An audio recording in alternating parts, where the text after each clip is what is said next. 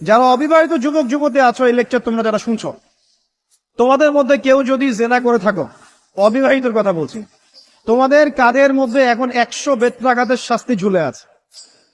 সূরা নূরের 1 থেকে 3 নম্বর আয়াত পড়ে দেখবে, অবিবাহিত যুবক যুবতী যদি জেনা করে তাদের শাস্তি হচ্ছে 100 বেত্রাঘাত, তাও জনসমক্ষে, এবং এক বছরের জন্য নির্বাসন। এই বিধানগুলো যদি পৃথিবীর কোনো দেশেও না থাকে, আসমানে আছে। মরার সাথে সাথেই এই বিধান কার্যকর হবে ইনশাআল্লাহ। বাঁচার মধ্যে কি একটাই উপায় আছে। এই লেকচার কেন চলে গেছে?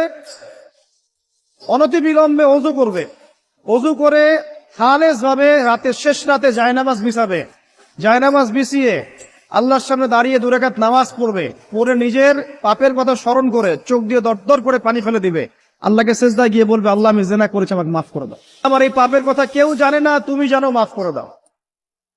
এই মাফ নেওয়ার পরে আবার ওই যার সাথে করেছেন ওর সাথে আবার লিঙ্ক আপ করার চেষ্টা করেন না। আসো আমরা জেনা করেছিলাম, আসো বিয়ে করে নেই, এটা সলিউশন না। জেনা করেছেন, আগে তওবা করে ফিরে আসতে হবে, তারপরে পুরো জীবন ইসলামিক লাইফ লিড করতে হবে।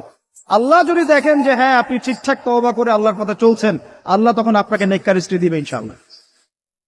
এই এই এই একমাত্র রাস্তা যুবকদের জন্য এবং যুবতীদের জন্যও। যুবকরা না হলে পার পেয়ে যেতে পারে, কারণ একটা কথা সমাজে প্রচলিত আছে না, যে ছেলে মানুষের ইজ্জত তো সহজে যায় না, গোপন হয়ে গেছে, কেউ জানে না, আল্লাহ মাফ করে দিয়েছেন, সে হয়তো পার পেয়ে গেল।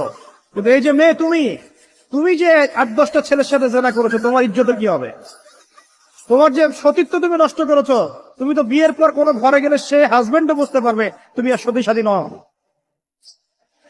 তখন তোমার কি হবে?